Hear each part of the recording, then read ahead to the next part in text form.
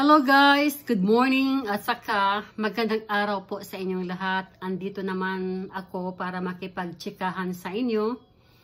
Kumusta ang araw natin, ha? Buong mundo, saan kayo? Alam ko na in part of the Middle East, alam kong barat kayo sa pagtrabaho. Dito naman sa Asia like Hong Kong or Singapore, alam ko maraming mga Pilipino dyan. So good morning po sa inyong lahat. So, magchika-chikahan lang po tayo ngayon kasi andito na naman ako.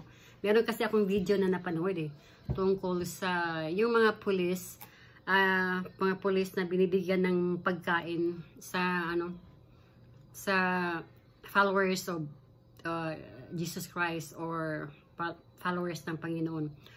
At saka nakikita ko guys na yung nag-umpisa pa lang yung sitwasyon, medyo nakakilabot, diba? Kasi biro mo naman, parang isipin natin na Satan enter the house, the kingdom of Jesus Christ. Parang sinusulong nila talaga yung mga mga followers of God, diba?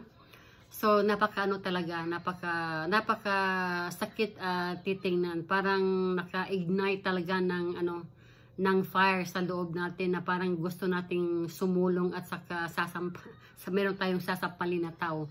Pero the good thing is, the bad thing is, meron lang talagang may nasagasaan, may namatay, may injured. So parang it's too late na ang lesson learned ay ang ending sa pagsulong sa paggamit ng warrant of arrest merong buhay na nawala. Pero the good news at saka yung good thing ay ngayon nakikita natin na yung mga pulis na nakastay sa sa outside premises o sa may daanan ay kahit mainit or gutom, binibigyan pa rin sila ng pagkain sa mga taong nagserbisyo sa Panginoon.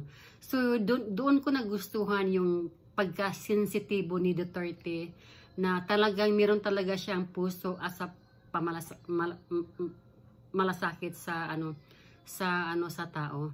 Imagine mo naman guys na bawat isa sa atin is valuable, di ba? So kailangan talaga na isipin natin na how important yung buhay ng isang tao. Bawat isa sa atin ay napaka-importante. Hindi lang ikaw or siya ang importante dahil siya ang mataas. Tapos ikaw hindi dahil dahil very low ang tingin nila sa iyo. No, hindi talaga. Bawat isa, kaya mahirap o pobre or kung ano ka. As long as you are human being or you are even animals, ay kailangan talaga natin pagbigyan ng importansya. So kung mayroon man problema, dapat ang mga authority ay dapat nilang dapat they have to face the problem. Meron silang kausapin talaga na in a tone na very respectful at saka harmony para naman walang matakot. Kasi kung idaan mo sa haras, idaan mo sa pananakit or idaan mo sa mga hindi talaga maganda. Walang magandang solution sa conflict na yan. Dahil nagpapakita ang isang tao na meron siyang kakayahan. Halimbawa, meron siyang baril tapos ordinary people wala. Ay talagang conflict talaga ang ending talaga yan. So doon ang naisip ko lang si President Duterte or Sara Duterte na kung paano niya hinahandle ang ganitong mga sitwasyon ba, balance and harmony, how he valued human being, di ba? So nakikita natin guys na kahit paano giving and receiving ay talaga talagang nag-ignite yan ng harmony, good relationship. So yun ang gusto ni Duterte. Walang mayaman, walang mahirap, walang malakas, walang mahina, walang authority, lahat ay pagbigyan ng importansya dahil tao lang naman tayo, we are not permanent in this world, 'di ba? Yun ang prinsipyo niya Ay kailangan lang talagang magtutulungan bawat isa.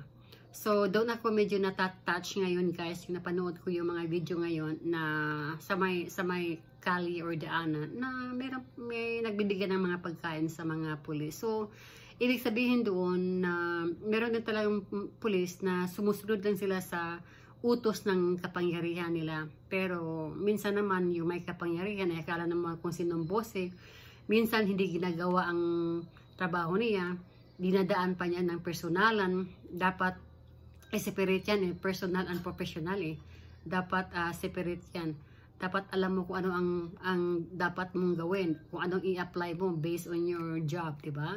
Dapat ganyan pero meron nang nasagasaan, so wala tayong magagawa. So yun lang guys, ang masasabi ko lang na Duterte talaga, meron talaga siyang good heart for the sake of Filipino people. So yan talaga hindi nga maganda ang nangyari na ganyan na sinusulong, pero meron pa tayong balita na rinig na bine-blame pa ng mga politicians na kasalanan daw ni Kibuloy dahil hindi siya nagpakita. So, alam mo, ang problema kasi sa politicians na ito ay gusto nila yung gusto nila yung result, kung ano yung sinasabi sa bungangan nila, gusto nilang kaagad, yung bang gawin kaagad.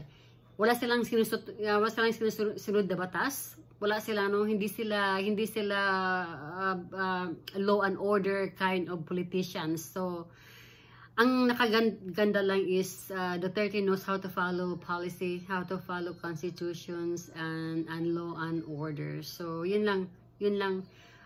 Marami tayong tutunan sa mga sa mga trabaho ng mga politicians, lawyers sa loob ng Malacanang guys, dahil nakikita talaga natin ang daming problema, ang daming mga hearing, Senate hearing para lang ipaalam sa mga tao na this is the reality, na there is a problem, pero tinatakpan lang ng mga pink dilawan. So, ito namang mga pink dilawan guys, iba naman ang dating nila. Pero sasabihin ko talaga sa inyo, Duterte is for the ordinary people like us, okay? So, kailangan natin i-boto sila the next election. Second naman, pag dito naman sa mga pink dilawan, akala naman nila is they are God, they have the authority, they have the power, they are rich and famous. So, ginagamit nila yung model of perfections na niisip nila na para sila ang Ginoo, tapos tayo namang ang mga people down ay talagang luluhod at saka mag-worship sa kanila. Kahit na kagaguhan or satanas yung mga ginagawa nila. Kasi sila they are familiar of stealing, familiar of killing, familiar of destroying things, and familiar of many things na very negative. So, tinatago lang nila, tapos ang ganda pa nilang gumagawa ng mga crime na mismo silang gumagawa, pero binabato nila sa opponent nila. So yun ang pangit sa kanila So yun lang masabi ko guys, na napakaganda ang kahit ganyan nangyari ng sitwasyon na the president still manage to have the harmony and balance of the situations, para walang masagasaan at saka walang nagugutom, everybody is equal. So yun ang maganda guys. Pero alam kong ibang magalit si Duterte, pag siya ang magagalit talagang tudas ka talaga. So that principle also is good, kasi alam mo naman siya yung defender ng mga nasa baba ng mga tao, tapos kung tayo ay tapak-tapakan lang sa ibang politicians na mayaman, elite, billionaires, na tapak-tapakan na tayo, wala silang pakialam sa datin. So that worries Duterte side, na kawawa talaga ang mga tao na hindi bibigyan ng pansin, hindi bibigyan na tulong, kasi lahat ng mga halos lahat ng mga agencies ay kinukurap nila yung mga budget, especially yung napaka-importante yung education, at saka napaka-importante yung health insurance ng mga tao, tapos kinikupit pa.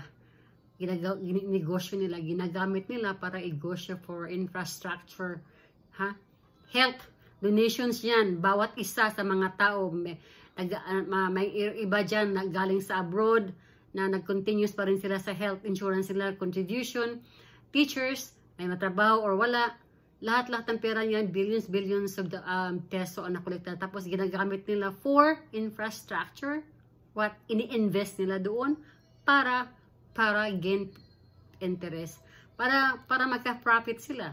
So liban sa profit ang makukuha nila, kinuha pa yung mga contribution, nilagay sa bulsa nila. So ano nangyari? wala tayong magagawa dahil hindi natin alam kung ano nangyari. Pero at least ngayon, sa administration ni Marcos, nakikita natin plantada sa mga mata natin na there is really going on a huge corruption. Talagang may malaking corruption, pero at least nalalaman natin, okay? In front of our eyes. So hanggang dito lang guys. So good morning at saka next time ulit pag meron akong pag wala akong gagawin, so magchika na naman tayo kasi alam mo nag-iisa lang ako dito. So gusto ko lang na may kachika, lalo na kayo guys. Gusto ko lang makipagkaibigan, chika-chikahan lang kung ano yung nangyayari na sa Pilipinas dahil alam mo naman, hindi lang ito sa Pilipinas, buong bansa ito na meron talagang kaguluhan na darating na hindi natin alam, pero ito is a big thing. Kailangan talaga na people will win. Hindi yung mga mayaman na nagkukurap na, tapos matalo pa tayo. So, fight for your freedom, fight for your right, at saka dapat tayo ang manalo, nasa baba. Kasi mas marami tayo kumpara sa kanila. So, we have to fight to win. Hanggang dito lang guys. And salamat po sa pag asikaso at saka sa pag dito. Bye!